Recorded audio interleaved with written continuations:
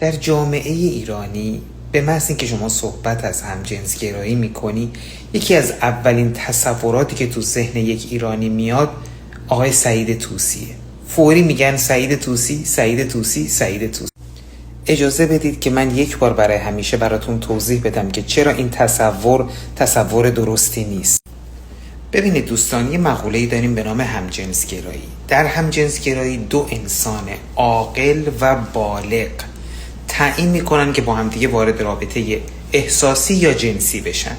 این فاکتور عاقل بودن و بالغ بودن بسیار مهمه.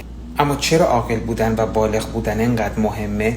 چون این دو منجر میشه به یک عامل سوم به نام رضایت دو جانبه، یعنی هر دو طرف رضایت کامل دارند. در مقابل یک پدیده دیگری وجود داره به نام پدوفیلیا یا بچه بازی. پدوفیلیا یا بچه بازی در تمام دنیا جرمه، به دلیل اینکه یکی از طرفین رضایت داره اما طرف دیگر کودکه و کودک چون نه عاقله نه بالغ اساسا نمیتونه دارای فاکتور رضایت باشه. برای همین این رابطه از اساس جرمه و در همه دنیا یک امر غیر اخلاقی قلمداد میشه.